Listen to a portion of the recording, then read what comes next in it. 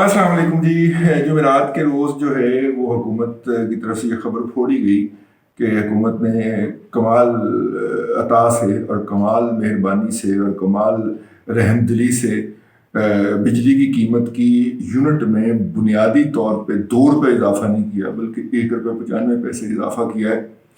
और ये 1 रुपये 95 पैसे इजाफा जो है, अगर आप हमारा प्रोग्राम और हमारे वीलॉग फॉलो करते रहे हों, हमारा प्रोग्राम दादा पोता शो और हमारा वीलॉग रजी नामा, तो उसके अंदर हम आपसे अर्ज कर चुके हुए हैं कि इनकी तरफ से IMF की तरफ से जो कंडीशनैलिटीज़ थी, जब पिछली दफ़ा कोरोना के बायस IMF का प्रोग्राम सस्पेंड हुआ था, फ्रीज हुआ था 1 साल के लिए, तो उस वक्त जो हुकूमत के लिए अपहिल टास्क थी वो ये था कि उसने बिजली की कीमतों में 30% और गैस की कीमतों में 20% इजाफा करना था। इजाफे 2 तरह के अखबारात के अंदर रिपोर्ट होते रहते हैं। एक तो इजाफा वो है कि जो ये हुकूमत ने किया और across the board fundamentally basic price of the unit वो बढ़ा के 15 रुपए से ऊपर ले गए। अब 15 रुपए से ऊपर जाने का असल क्या है वो हम आपसे अर्ज करते चले हैं कि अगर आप अपना बिल देखें तो आप उसमें देखेंगे कि बिजली की कीमत अगर उसके अंदर 1000 रुपया है तो बाकी टैक्सेस डाल के आपको बिल 2100 से 2200 के दरमियान मौसूल होता है। यानी अगर ये 15 रुपए से ऊपर जो यूनिट कॉस्ट चली गई है तो ये तय है कि आपको जो यूनिट पड़ेगा वो 30 रुपए प्लस का पड़ेगा। तो इससे आप अंदाजा कर सकते हैं कि 15 रुपए basic base price of the unit बढ़ाने का क्या मतलब है। और पहले भी कुछ 26-27 से कम नहीं पा रहा था। 25-26 रुपए यूनिट ही पड़ता था जब आप पी कार्स के और सारे की एवरेज निकालते थे तो ये पड़ता था। तो ये हुकूमत ने कमाल मेहरबानी की है, लेकिन जो असल में मसला है वो मसला ये नहीं है। मसला ये है कि हुकूमत ने अपने तमाम इकोनॉमिक इंडिकेटर का इतना तो बेड़ा गर्क किया है, इतना तो बेड़ा गर्क किया है, इतना तो बेड़ा गर्क किया है कि इनकी ये वाली प्ली नहीं मानी जाती। आप कहते हैं कि ये कैसे हो सकता है? ये हुजूर पाकिस्तान की तारीख में पहले हो चुका है। अगर आपको मैं याद दिलाता चलूं तो जब ये नाज़िल हुए थे इस मुल्क के ऊपर तबाही के तौर पे, तो उस वक्त इन्होंने IMF के पास जाना नहीं जाना, जाना नहीं जाना, IMF के पास जाना क्यों नहीं जाना, इसलिए नहीं जाना, असली नहीं आते, हम IMF को पाँव की ठोकर पे रखते हैं, हम IMF के पास ये करेंगे, अच्छा जाना पड़ा तो चले जाएंगे। इस तरह करते हुए जो इस वक्त उन्हें उस वक्त इन्हें मिला था $16 अरब का फॉरेन एक्सचेंज रिजर्व, उसको डिप्लीट होने दिया इन्होंने है। और जब वो 8 माह के बाद इन्होंने जाने का फैसला किया तो फिर जाने का फैसला इतनी जल्दी में था कि IMF के सामने IMF पॉसिबली क्या कह सकता है हमसे? IMF ये कह सकता है कि गैस की इतनी कीमत बढ़ा दो, ये कर दो, इतने लोग निकाल दो, ये कर दो, वो कर दो। वो इन्होंने सारे किए और IMF के पास चले।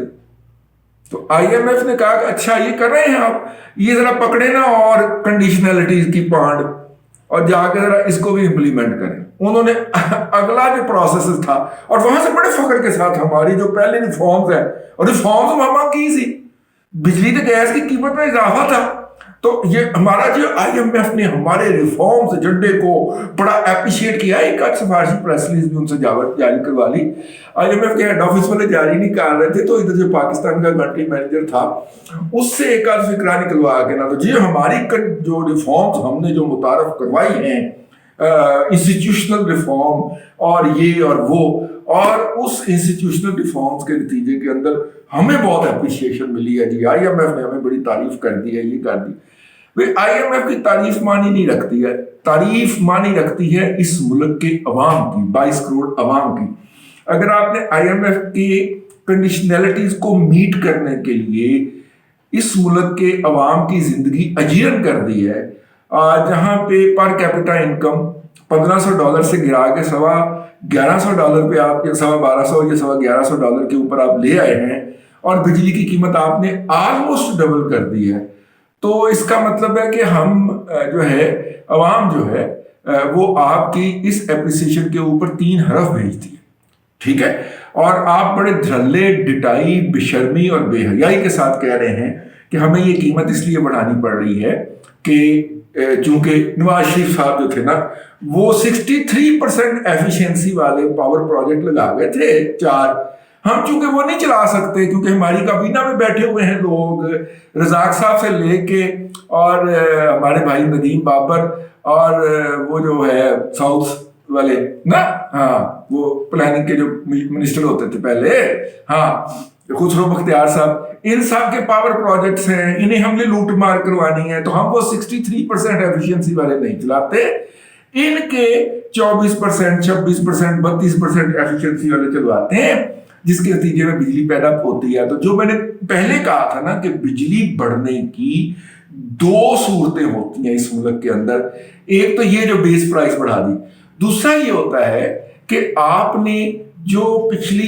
فروری کے اندر بجلی استعمال کی تھی نا، فروری 2020 کے اندر، اس پہ ہماری لاگت جو تھی وہ 1 روپیہ 10 پیسے یونٹ زیادہ آئی تھی، تو وہ کٹو نظر، یہ ڈکیتی ہوتی ہے اصل میں۔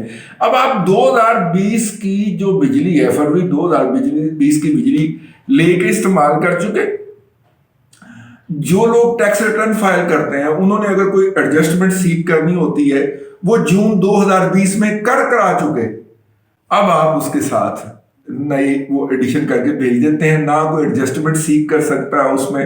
ہم تو غریب لوگ ہیں نا، عوام ہے نا، ہمیں تو وہ دینا ہی دینا ہے، لیکن کارپوریٹ سیکٹر کو بھی اس طرح دھوکہ دیا جاتا ہے۔ یہ جو ہر دوسرے دن خبر آئی ہوتی ہے نا، اتنے پرسنٹ نیپرا نے اجازت دے دی، یہ وہ والی ایڈجسٹمنٹس ہوتی ہیں۔ اچھا بھی فیول کی قیمت اس وقت تو باٹم آؤٹ ہو گئی تھی کرونا کے باعث، نہیں وہ ہم نے جو بنوایا تھا نا اس کی ایفیشنسی کم تھی، تو ایفیشنسی ماما اس لیے کم تھی کہ تم موسٹ ایفیشینٹ پلانٹ چلنے نہیں دے رہے تھے، اور نہ آپ چلنے دے رہے ہو۔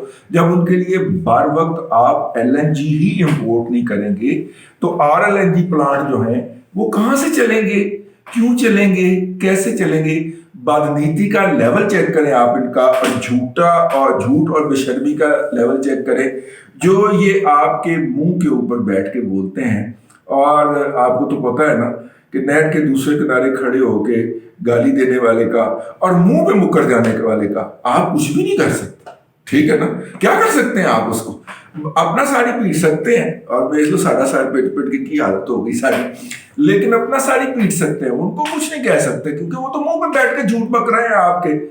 اب دیکھیے بات یہ ہے کہ آپ کہیں گے کہ اس کا الٹرنیٹو کیا ہو سکتا تھا؟ الٹرنیٹو وہی ہمارتک جو انہوں نے 2-2.5 سال پہلے کی تھی، وہ ہمارتک آپ پھر فرما رہے۔ الٹرنیٹو اس کا یہ ہو سکتا تھا کہ یہ والے پرپوزڈ میئرز آپ لے کے چلے جاتے ہیں ان کے پاس کہ بھائی جان ہم یہ کرنے کا ارادہ رکھتے ہیں، تو آپ ذرا فنڈ ریلیز کر دیں اور ہمیں ذرا سرٹیفکیٹ بھی جاری فرما دیں، کیونکہ IMF کا سرٹیفکیٹ ملتا ہے نا جب ہمیں کہ جناب یہ اچھے بچے بن گئے ہیں، یہ پیسے ضائع نہیں کر رہے، یہ براڈ شیٹ کے ذریعے چاچے مامے تایوں سالوں کو نہیں سالے کے پہنوئی